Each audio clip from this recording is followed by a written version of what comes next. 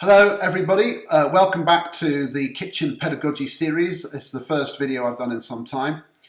In this video I'm going to talk about a blog post that I wrote recently, which was listing 5 things that I think teachers should probably do more of to secure deeper learning. And this is based on my observations of lots of different teachers in lots of contexts. I get the privilege of sitting in the back of the classroom, getting in amongst the students and seeing how the teacher's actions and the students' learning or behaviours correlate. And there are some things which I feel just don't happen enough in relation to how much effect or the power that they would have. So I'm going to go through these now to support the detail in the blog post.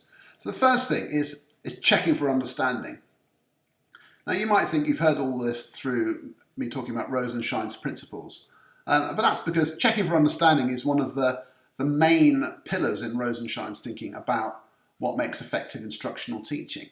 But it's still, I would say, not an absolute default in quite a lot of classrooms where the teacher thinks very consciously, is everybody with me? Is anybody not with me? And actually scans and thinks, have you understood what I want you to understand? And checks for that.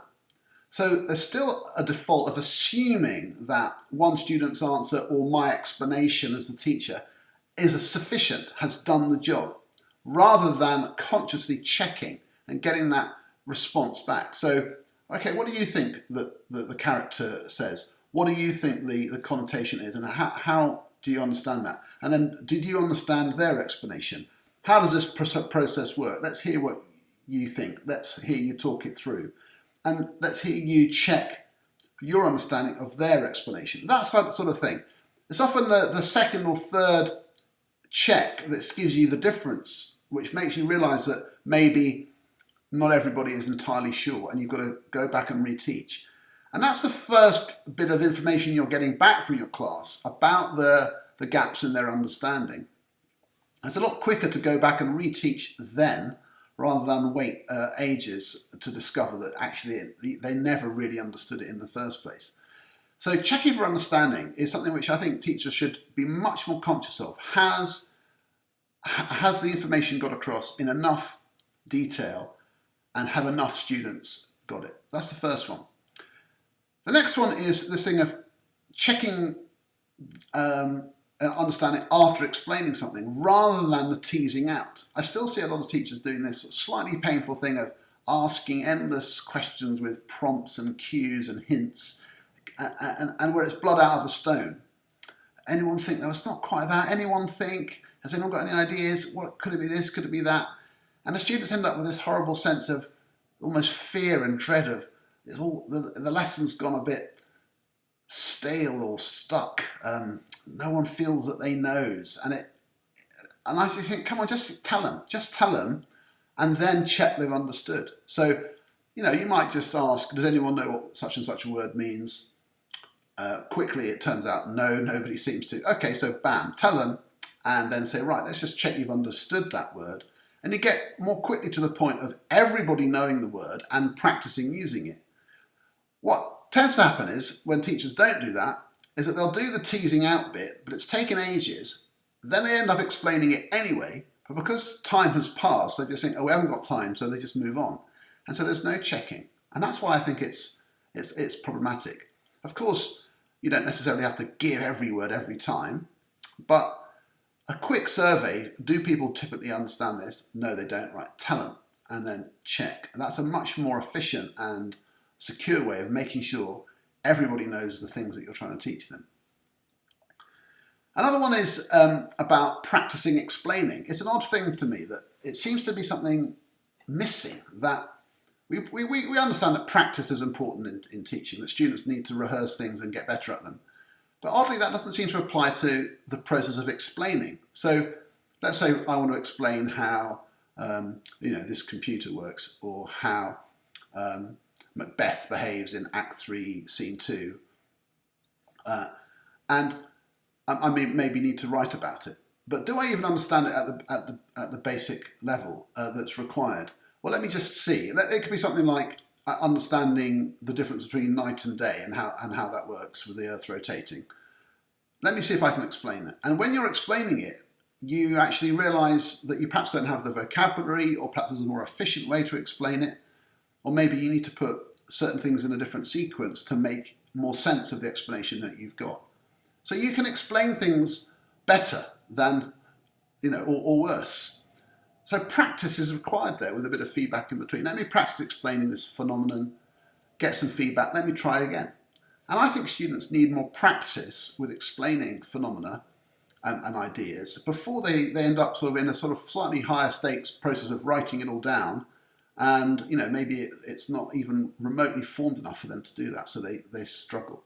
And that would require, say, a paired discussion where everybody is rehearsing their explanation, giving each other feedback, maybe against some definitive resource so they can check for accuracy. So that's a top tip for me. Let's just get the students having more than one attempt at explaining something so that they can hone their explanations and go further. That same principle applies to the fourth one, which is about practice writing.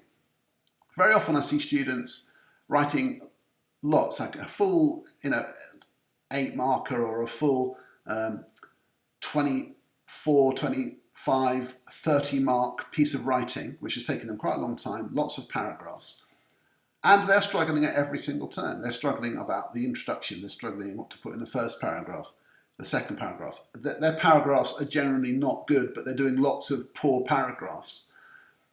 And to me, it's just too much. They're doing too many things at once. And the teacher can't see all of the detail at once. There's too many things happening, too many errors to correct simultaneously, and it all just feels a bit overwhelming.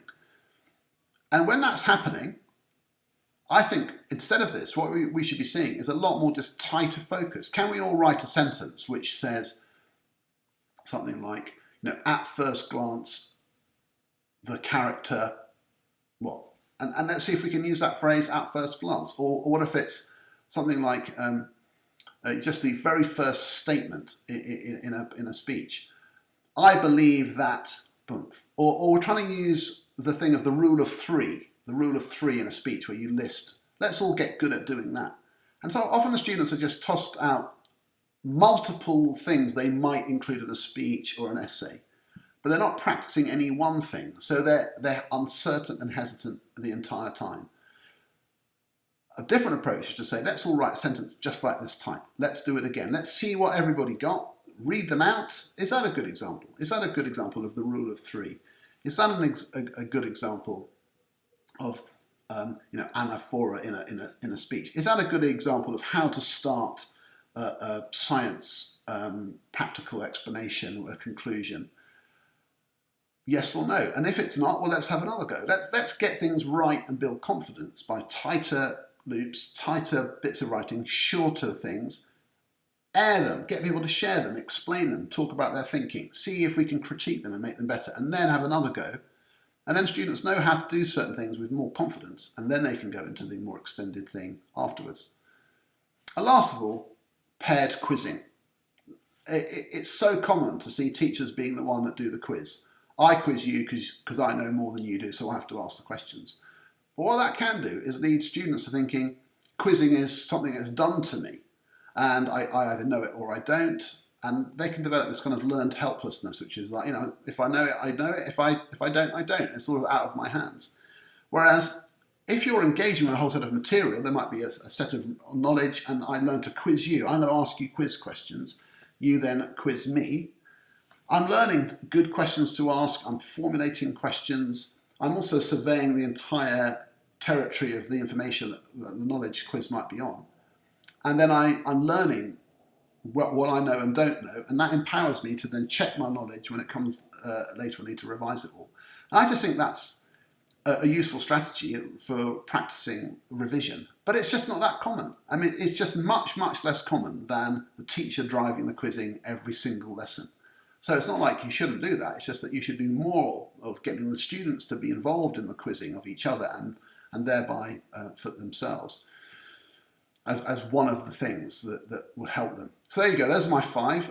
You'll probably do some of those things already, but it's about doing them more and doing them perhaps more efficiently. So I hope that's been useful. Thank you.